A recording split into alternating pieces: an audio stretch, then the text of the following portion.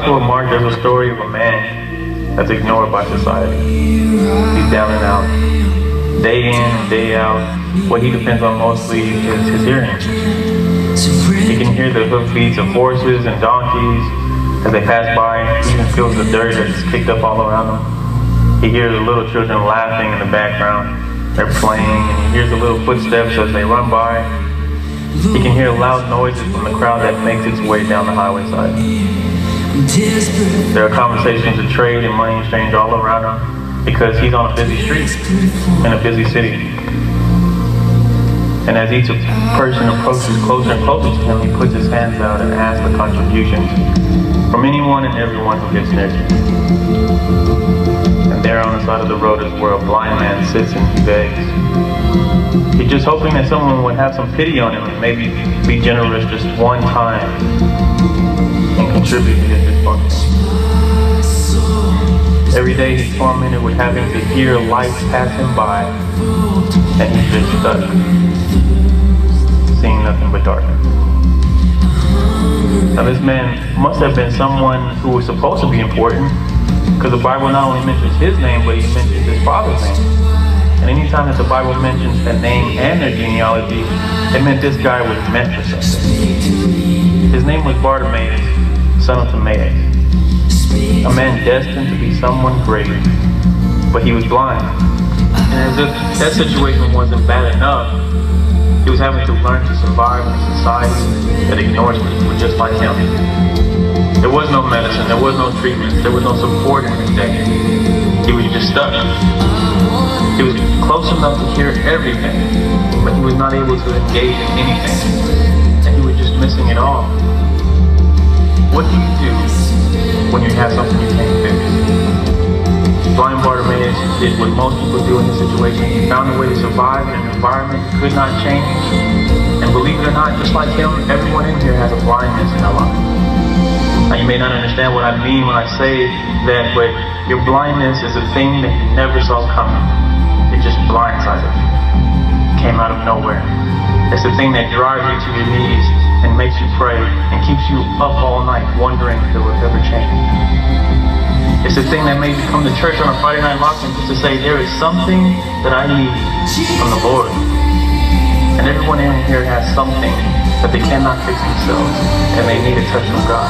Your money can't fix it, your friends can't fix it, no one else around you can fix it, and if you don't get a touch, you'll stay on the side of the road watching everyone else be good at what you're not good at. And no matter how smart you are, or how well you dress, or how much you come to church, people will never know about your blindness. Isn't it kind of funny how some people who are jealous of you over the things you do well would never know that you go home and cry to yourself over the blindness in your life that you struggle with and cannot change. And there, the blind man is making the best of a bad situation. He got himself a coat from the contributions to keep himself warm and comfort him at night. The Bible doesn't mention what school he went to or what house he lived in. Only the coat that he used to cover up what he could not fix. Until one day, he heard that Jesus was passing by. See, Bartimaeus had heard of Jesus and the miracles that he's done, and he screamed, "Jesus, Son of David, have mercy on me." So the crowd around him got annoyed and tried to quiet him, but he shouted louder until Jesus paid attention to him. He used everything he did have against everything he was missing to bring about his deliverance, because he could not let this moment pass him by. So Jesus called for him. And see, now he has a choice to make. Do I stay with what I've made myself comfortable with? Do I let go of what got me through all of these hard years? Can I give up what I've always known my whole life?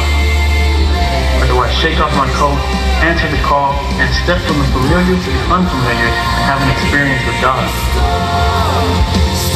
You have felt that you're stuck on the side of the road while everything and everyone is progressing but you. You probably are confused and brokenhearted and at your wit's end and don't know what to do. You probably cope with the situation and try to cover up the void by doing what makes you feel comfortable, only to realize that nothing will heal what's wrong with you. You've been holding your palms out of people's faces and begging for a touch and begging for a solution, only to be given false dreams and false love and false promises from people who just contributed and kept on moving out of your life when they were done with you. But God doesn't need anything you've lost to heal you. And the glory of the Lord is passing by. Shake off your coat, that thing that weighs you down. Don't miss this opportunity. Don't fight it. Don't resist it. Don't just sit there. Do something about it today. Don't wait on something to happen. Reach for Him. Today is your day for a miracle. Lift your hands till He sees you. Lift your voice and praise His holy name. Shout unto God. He's not too busy for you. You're important to Him. He set His eyes on you. He sees you. He sees your broken heart. He sees the tears you've cried. He's counted them all. He knows every night you stayed up to worry and the blindness in your life no one else knows about. He sees everything that you've been through. And the Son of God, the great I Am, our healer and our redeemer, that is who is calling out for you. He's calling you out of your depression. He's calling you out of your heartache. He's calling you out of your uncertainty. He's calling you out of your sickness and out of your worry and out of your problems. And Jesus is passing by. Whatever you need is in Him. And you can stand there and do what you've always done. But if you do what you've always done, you'll stay where you've always been. He wants to restore you and put you back on the road again. Jesus is calling out for you. It's time to answer.